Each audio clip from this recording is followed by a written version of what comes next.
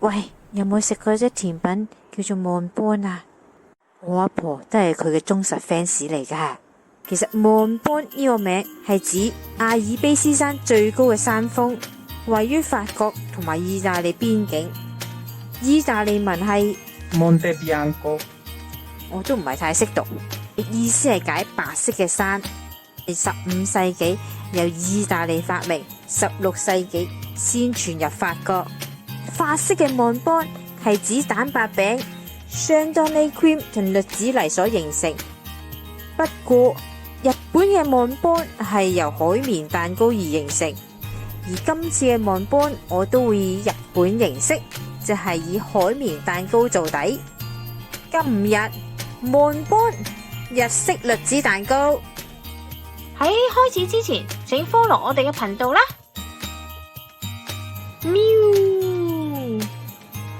先做蛋糕體，材料有麵粉、蛋同埋糖。先將蛋黃打散，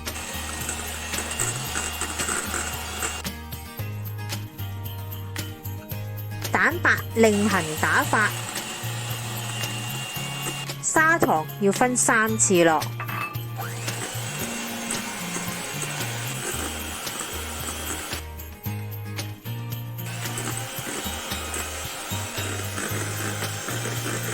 打發至軟性發泡，即係拎起有彎曲嘅哚仔，加入麵粉，以摺疊嘅形式混合。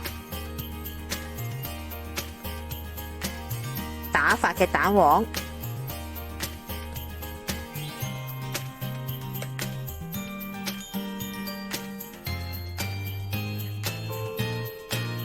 準備星盤同牛油紙。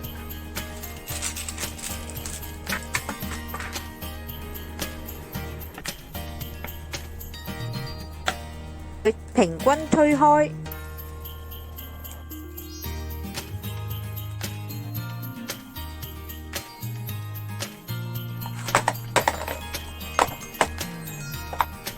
焗爐210度，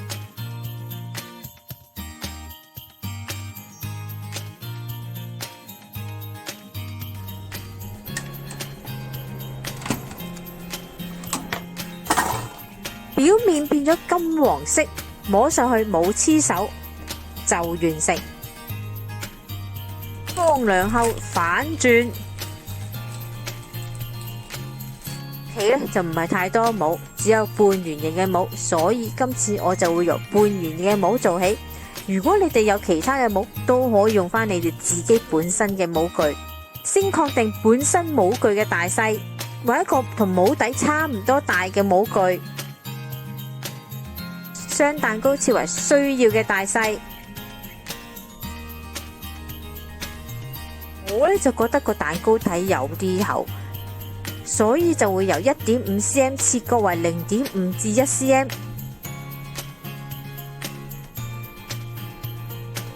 準備糖水，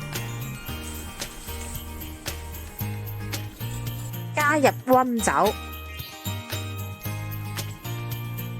喺凹凸面搽上糖水，因為咁樣先比較易吸收。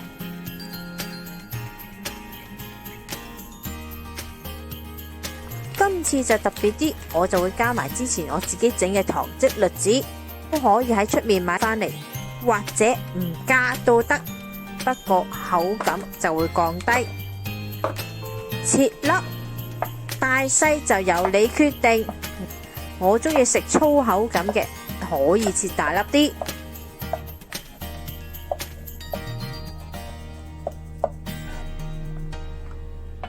慕斯準備嘢就會比較多，煮法都會有啲特別。今次係冇蛋白，只係得返蛋黃。除咗糖漬栗子，我都會用到栗子泥。陪碟買一罐返嚟，自己整栗子蓉。入邊嘅成分唔同，都會令到成品嘅份量咧有所唔同。出面嘅栗子蓉其實會有分幾隻 paste、peewee、splat， 仲有糖漬栗子 in syrup。splat 係最甜、最軟身，最好買啲無糖或者低糖嘅。如果買唔到 kiwi 都可以買 split， 不過佢有40% 係糖嘅成分，所以會比較甜。糖漬栗子就係原粒栗子加水加糖醃製，一個係糖加水，加熱至121度，忌廉先打發至軟性發泡，放入雪櫃備用。再打發雞蛋，倒入熱嘅糖水，打發至淡黃色嘅狀態。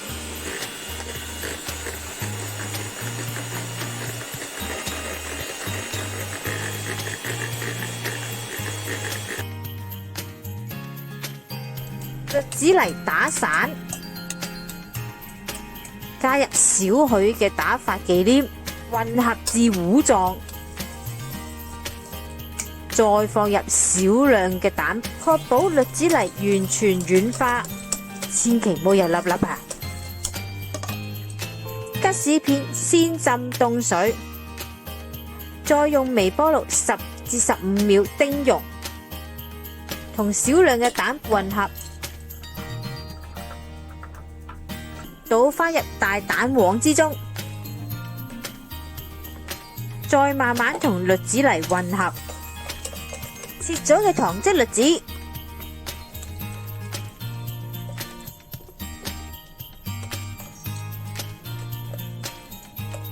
打發咗嘅忌廉，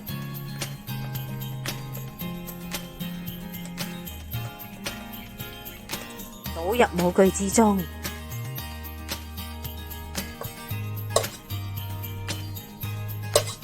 再放上蛋糕，糖水面要同慕斯貼緊。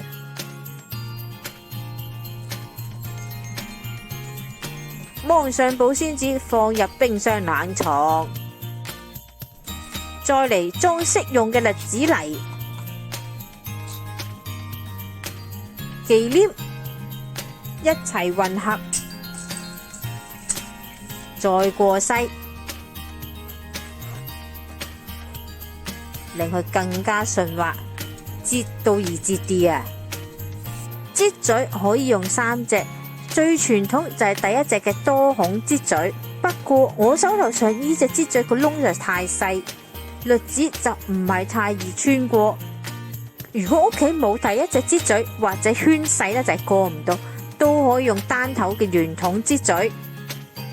再想玩一啲花巧，都可以用第3隻聖羅蘭擠嘴。蛋糕喺冰箱攞出，修飾多餘嘅部分，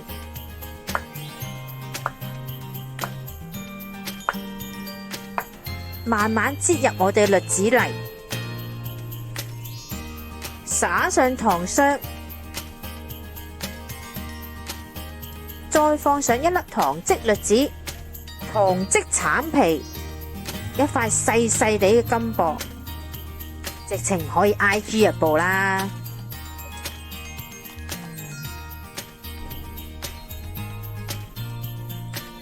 嚟到呢度啦，詳細嘅食譜我哋會擺落 Facebook 嗰度，有興趣嘅大家可以去睇一睇。